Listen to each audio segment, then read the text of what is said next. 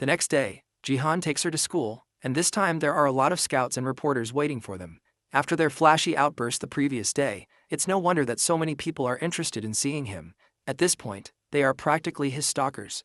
Thankfully, the school security is doing a good job of keeping them back and out of the school's premises. As they drive into the parking lot, they see two familiar faces waiting for them. It's Hyeon and Gyeong, and the two of them were clearly waiting for him beforehand. She's even more upset because she gave him her business card. But he never contacted her. The truth is that he just completely forgot about her though. This time though, she has made sure that he has no way to escape. She takes him to the school's garden rooftop where they can have a nice private meeting. At least it would be private if not for the other scouts camping outside, hoping that they would get a chance to talk to Jihan. Jihan notices that Hyeon is more comfortable than usual. And that's because she graduated from this school. But she's more upset about his behavior. He apologizes for forgetting her.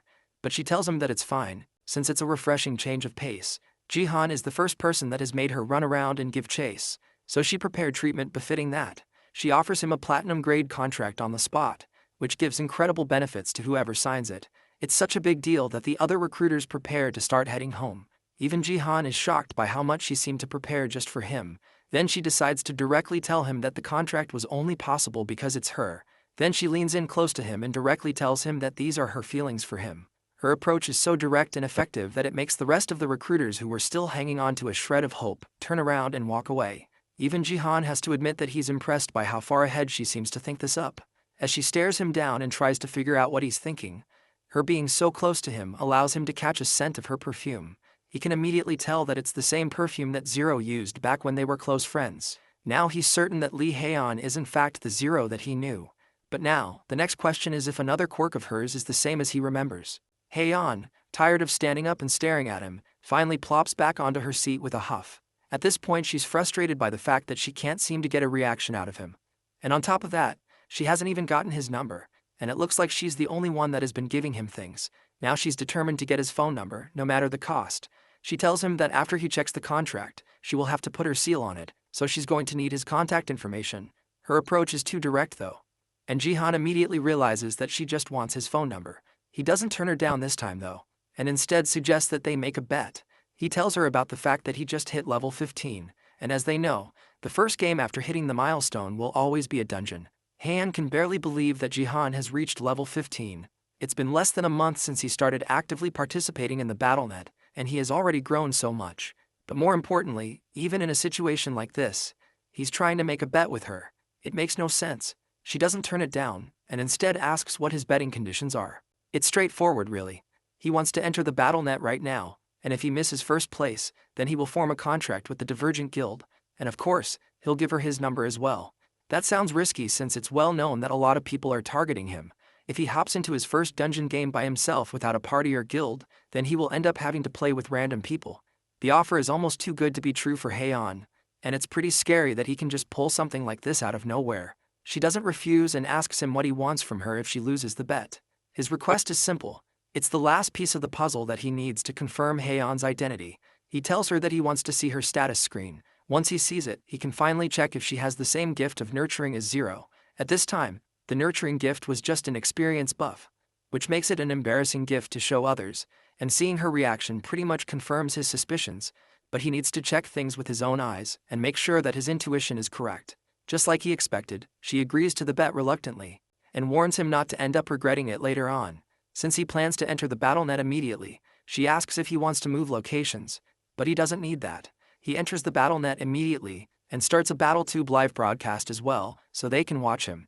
Just as expected, he spawns in a dungeon called the Conqueror's Tomb. The Conqueror's Tomb is a high-level difficulty dungeon where the legendary Conqueror sleeps. Various monsters appear in this dungeon, but it lacks the complex puzzle features such as traps or mazes. However, there is a reason that the difficulty of this dungeon is so high. The only way to clear it is to ensure that all members of the party survive till the end, which means that getting lucky with teammates is very important. Jihan enters the dungeon, and his temporary teammates also get summoned right beside him. From what he can see, these teammates don't look bad at all, and they immediately recognize him. From the looks of it, they are all in the same guild, and their equipment is pretty good too. They greet him with a lot of respect, and look genuinely happy to be working with him. One of the commenters recognizes the players as members of the Black Eagle Guild. They are usually known to be considerate people, so it's likely that they will get first place. The team also has a laid-back air to them now that they have someone as powerful as Jihan on their team. They initially tell him that they will take the lead, and he can follow behind them. But Jihan refuses, and decides to take the lead himself.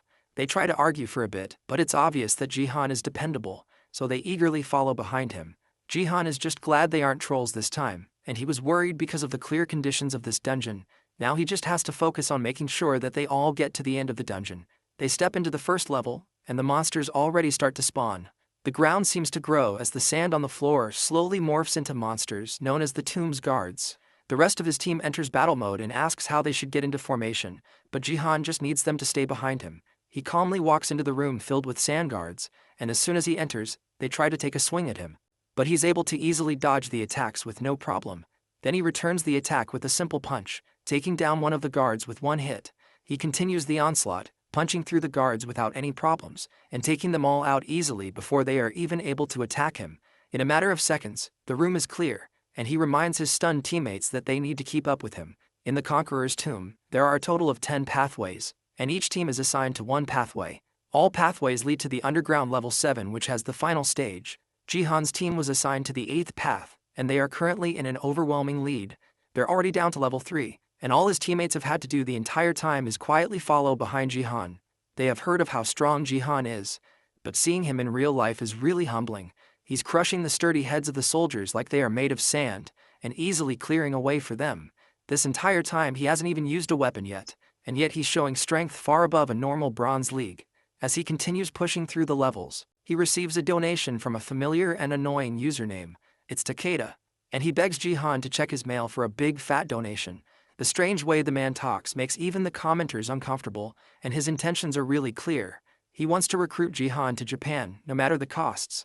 The commenters beg Jihan not to leave Korea since they can't lose him too after just losing the Sword King. Luckily, he has no intentions of leaving Korea, and even bans Takeda from his stream for making such lousy attempts to recruit him. Now, they are even done with level 3. When the rest of the teams are probably still struggling to clear level 1, one of the players checks the strength of a guard with his sword, and it has a durability as hard as metal. Yet Jihan is easily destroying them with just his fists. As the warrior checks the statue's durability though, he receives a strange message that causes him to pause for a moment. The others continue their trek down the towers, and the mage in the group apologizes for making Jihan do everything for them. He doesn't mind, and at this point, he's just happy that they aren't trolling like the rest of the people he has played with. They make it down to level 4, and this one looks like a straight path. As Jihan checks the area, another one of the players receives a message as well, and they pause to stare at it in disbelief. Jihan can tell from the holes in the walls and the ground that they are all just traps set for them. Usually the Conqueror's Tomb has almost no traps, but it looks like that is because they are all concentrated here.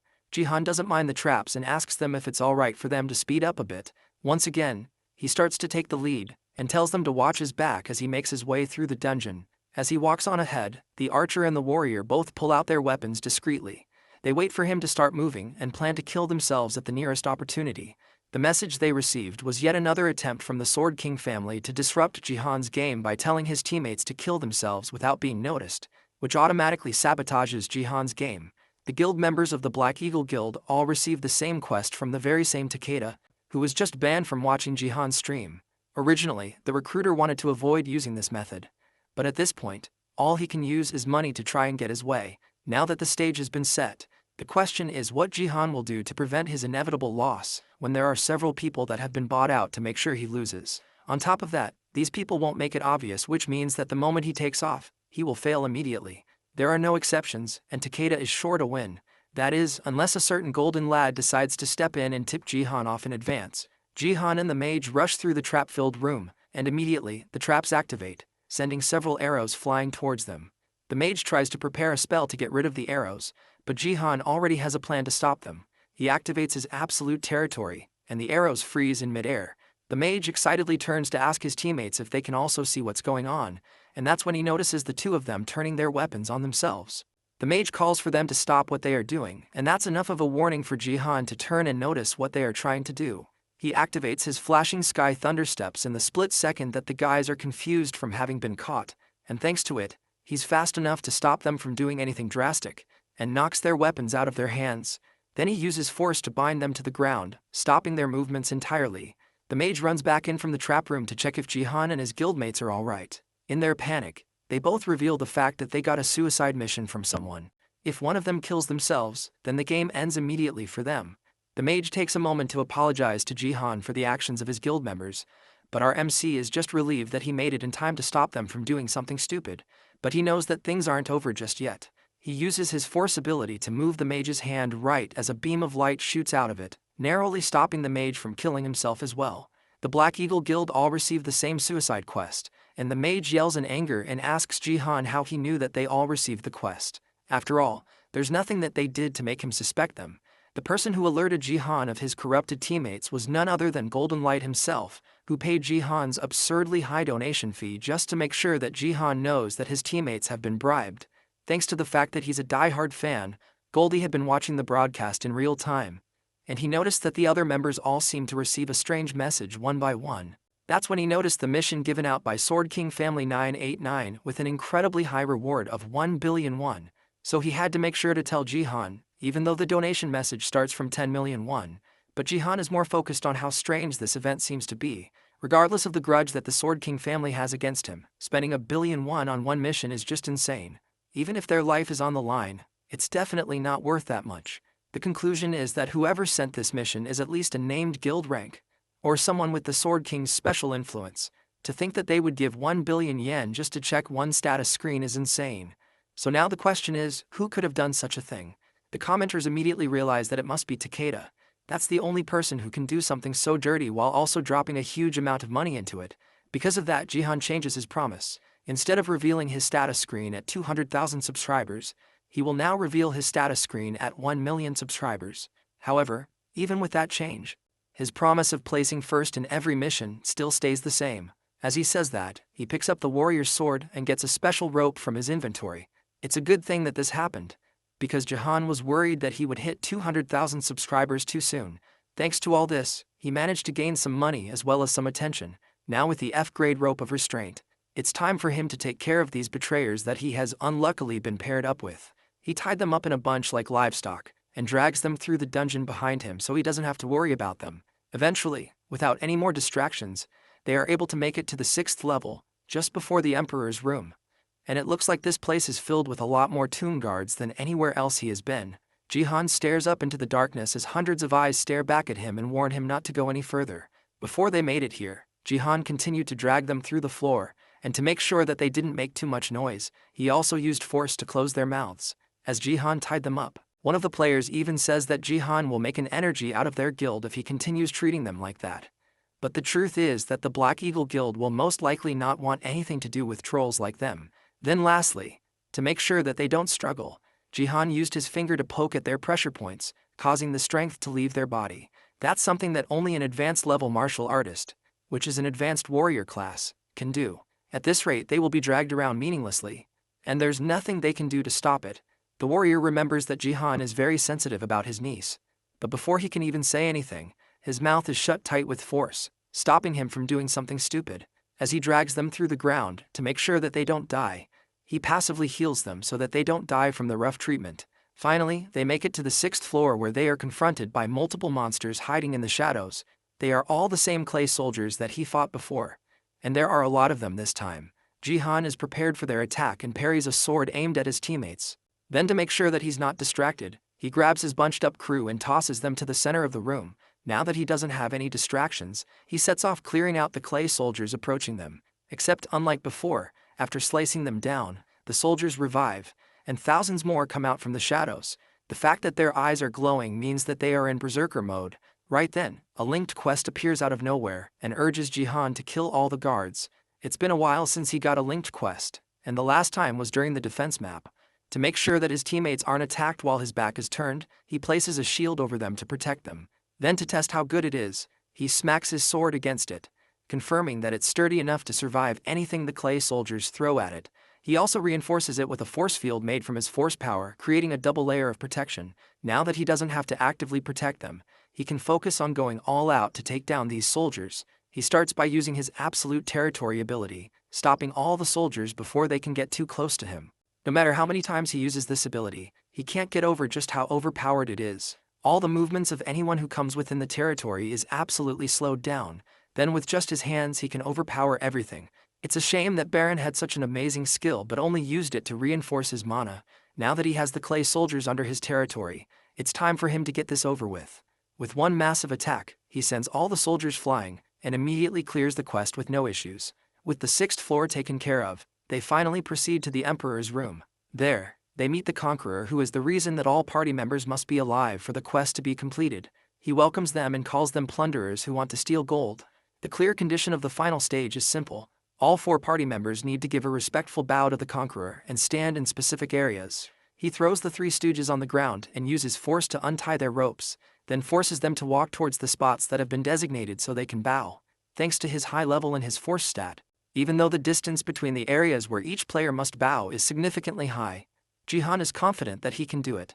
He successfully makes the players stand in the appropriate places, then he's able to make them bow to the ground. Once he is sure that they have all bowed appropriately, he joins them on the ground, successfully completing the quest. A gate opens up for them to return to their world. But despite the fact that he has already cleared the quest, Jihan isn't moving. He suddenly got a hidden quest from the system, which requires him to show genuine respect to the Conqueror's statue, for a reward of 5,000 achievement points, as well as the Conqueror's arrow. The arrow is so big that it's basically a spear, and if he can complete this quest, then he will get that as a reward too. But Jihan can't figure out what the system means by genuine respect. To test the waters, Jihan drags one of the other players towards him, and then tosses him up towards the Emperor as a show of genuine respect. The golden horse that the Emperor is sitting on grabs the player and chews him up, killing him instantly. The Emperor takes a moment to consider what Jihan is doing, then asks our MC if the king of plunderers he's referring to is the Conqueror himself. Jihan confirms that a Conqueror is the epitome of plundering, and he is just trying to show his genuine respect. Then he tells the giant statue that instead of all the gold in the room, what he really wants is the arrow that is resting on the Conqueror's bow. To know the value of that arrow and plunder it is the genuine respect that the system requires him to show, and that is the condition to clear this hidden quest. In an instant the statue shows a large grin, then bursts out into insane laughter. It looks like it is pleased by Jihan's show of respect, and it praises him for it. As a reward, he will grant Jihan the treasure for having shown true and genuine respect. Jihan knows where this is going, and grabs the sword to prepare for it, as the statue draws the phoenix arrows back and takes aim towards Jihan. The air becomes unbearably hot as the Conqueror draws back the arrow, and the others can barely breathe. They catch on fire from the phoenix flames filling the room, and even Jihan catches on fire as well. Things have gotten dangerous, and as it stands, he's not sure that he will be able to hold out until the end. It doesn't matter if his teammates die, but the problem is that the moment that they are dead, their weapon which he has been graciously borrowing will disappear as well. Jihan needs to resolve this before that happens. The room gets so hot that even the gold starts to melt, and the Conqueror hasn't even shot the arrow yet. One of the other players dies from the overwhelming heat, leaving just Jihan and the warrior. The heat is overwhelming, and Jihan can feel it inside his body. At his current state, Jihan definitely cannot face that arrow head-on, so the only hope he has is to aim for the bow. Before he shoots the arrow, he uses another skill that used to be part of the nameless divine technique called the Ultra Speed Stab. Just before the Conqueror has a chance to shoot the arrow, Jihan uses the stab to toss the sword straight at the bow, snapping it in half before the Conqueror has a chance to shoot the arrow, causing the phoenix arrow to fall to the ground. At that moment, the statue's grin disappears, and he asks Jihan for his name. Then he stops referring to Jihan as a plunderer, and refers to him as a noble warrior instead. Then he passes the arrow over to Jihan as a reward for showing true respect. Just like he thought, the arrow is so big that it can be used as a spear. Then the statue tells Jihan that he looks forward to the day they can meet in a more honorable battlefield in the future. The BattleNet has countless battlefields, so it's inevitable that they will meet again, but until then, Jihan will gladly use this new weapon to its fullest potential. As he admires the spear, his viewers are more concerned about the ability that he used to break the bow. It was so fast that slow motion isn't even enough to see what happened. That's because the Ultra Speed Stab isn't just super fast, it's also a technique that precisely aims at one point with a thin sword chewy. The fact that he was able to use it means that he's getting better at controlling the nameless divine arts. The first time he drew out this ability, it was unstable and consumed a lot of his strength. But now, the more he uses this skill, the more refined and stable it becomes. At this rate, he will be able to manifest the basic forms of martial arts too. Now that he has completed the hidden quest, he has also been acknowledged by the Conqueror and has been exempted from the test on the 7th floor. Since he doesn't have to worry about the test on the 7th floor anymore, there's no reason to let a guy that stabbed him in the back make it to number 1. He walks over to the warrior who is still just barely waking up after the intense heat that engulfed the room. Then Jihan uses his new spear to stab at the man, ending his life in an instant. The game ends, and Jihan returns to the school rooftops, where it seems like everyone was watching his fight in the dungeon. The spear is easily the most impressive thing, and it's crazy that he got something so valuable from a bronze dungeon. He turns to Hyeon and Gyeong, who were also watching the stream, and announces that he got first again, just like he promised. That means that he won the bet, and as his reward, Hyeon has to show him her status window. Hyeon flinches, and Jihan initially thinks that she wants to go back on her word, but she's more anxious about the giant spear that he's holding behind him. It's filled with such overwhelming power that Gyeong is almost forced to instinctively draw her sword. After he puts the spear away, she shows him her status window, just like she promised. But she's still embarrassed about showing it to him. Seeing it himself confirms exactly what he thought. She has the fostering gift which allows her to foster other players. Gyeong watches on worriedly from the side as Haeon seems to die from embarrassment. She hates talking about her gift, and she was so upset that she spent so much money for such a garbage gift. She was so upset, she started wondering why she even went to the academy in the first place, and she ended up talking badly about the academy at any chance she got. But now she has to reveal her fostering ability at the very same academy of all places. Jihan, on the other hand, isn't saying anything, and Hyeon looks up at him, only to catch him smiling at her. She thinks that he's laughing at her, but he clarifies that he's happy instead. Then he pulls out his phone and asks for her phone number. Haeon reminds him that she lost the bet, but he tells her that he just wants her number. Then she tells him that her number is on the business card that she gave him, but then he tells her that he lost it. That's basically telling her that he has no interest in her, but now all of a sudden, he's asking for her number. Haeon can't get rid of the feeling that he's playing around with her, and her ego can't take it. But she ends up giving him her number regardless, even saving her name in his phone with a heart. Then she turns around and walks away, smugly turning around to see how he would react to the way she saved her name. Instead of being taken aback or shocked, Jihan just lightly laughs and then tells her that he will call. That's the last straw for her ego, and she wants to yell at him, but just barely holds herself back.